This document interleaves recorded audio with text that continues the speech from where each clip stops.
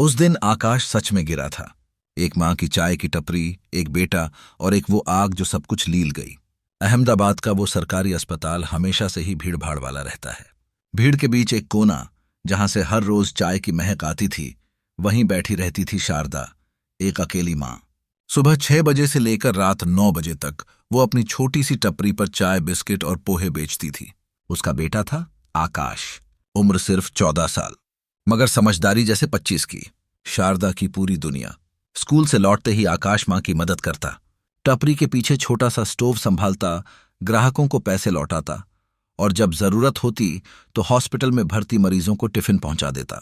वो माँ बेटा की जोड़ी सड़कों पर लड़ते नहीं दिखती थी, लेकिन जिंदगी से रोज जंग लड़ते थे। 12 जून की सुबह 12 जून 2025 की सुबह आकाश जल्दी उठ गया। उस दिन वो थोड़ा थका हुआ था क्योंकि रात भर मच्छरों ने सोने नहीं दिया था। फिर भी माँ को मुस्कुराते हुए बोला, माँ आज तू चाय बना, मैं डब्बा दे आता हूं।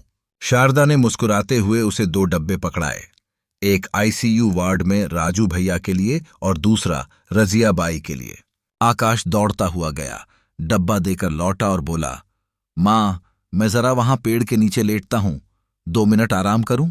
शारदा ने कहा, जा बेटा, लेकिन ज्यादा दूर मत जाना।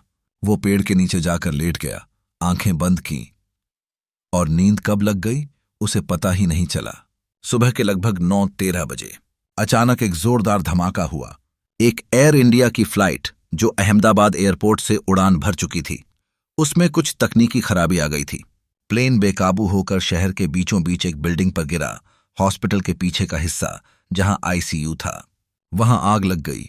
बिल्डिंग का कुछ हिस्सा गिरा और सबसे बड़ा टुकड़ा जाकर गिरा सड़क के उस कोने पर जहां आकाश लेटा था। शारदा चीख पड़ी, आकाश! वो भागी, धुएं के बीच जलते मलबे को चीरते हुए चीखती रही, मेरा बच्चा कहाँ है? कोई बचाओ! मगर कोई नहीं आया। शारदा को जब होश आया, वो खुद अस्पताल में थी।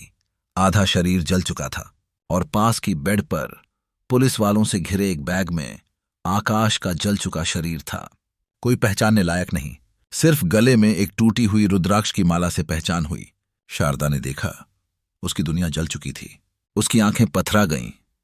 वो रोई नहीं, बस देखती रही।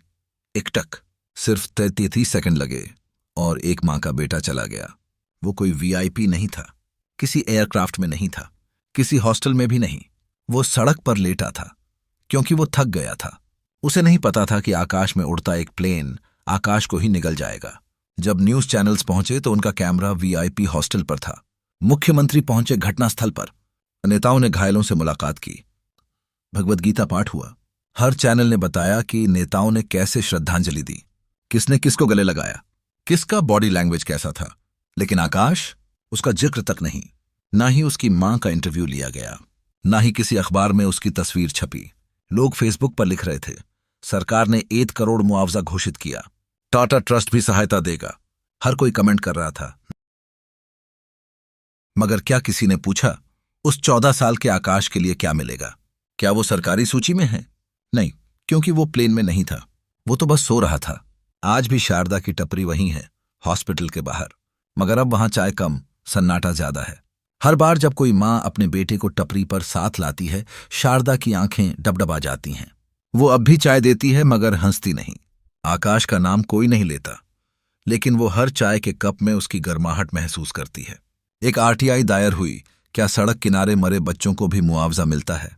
जवाब आया, यदि मृतक सरकारी पंजीकरण में नहीं था और विमान दुर्घटना का प्रत्यक्ष हिस्सा नहीं था, तो वह योजना के दायरे में नहीं आता। यानी अगर कोई गरीब है, सड़क पर है और सिर्फ वहां मौजूद था, तो वो मर सकता है, पर सिस्टम उसे नहीं मानेगा। एक स्थानीय पत्रकार जिसने ये खबर सोशल मीडिया पर डाली, उसने लिखा, इस देश में नेताओं की शेरवानी पर जली राख की कीमत है, लेकिन एक 14 साल के जलते हुए मासूम की चीख की कोई आवाज नहीं। आप जो ये कहानी पढ़ रहे हैं, क्या आपको लगता है आकाश को 1 करोड़ मिलना चाहिए था? क्या उसकी मां का दर्द उतना ही सच्चा नहीं था जितना किसी प्लेन के अंदर बैठे यात्री के परिजनों का? क्या ये देश सिर्फ फोटोज और वीआईपी एंगल्स में सच्चाई ढूंढता है, या किसी की चीख जो कैमरे में नहीं आती वो सच्ची नहीं होती? आकाश की कहानी वही खत्म नहीं होती। वो हर उस गरीब बच्चे में जिंदा है जो सड़क किनारे सो जाता है बिना किसी डर के, क्योंकि उसे भरोसा होता है कि उसका देश, उसका शहर उसे मारेगा नहीं। पर शायद आकाश गलत था। क्या आप इस वीडियो से प्रभावित हुए हैं? अगर हां तो दिल से लाइक करना न भूलें। आपके द्वारा दिया गया लाइक न केवल हमें उत्साह देता है बल्कि वीडियो की पहुंच को भी बढ़ाता है।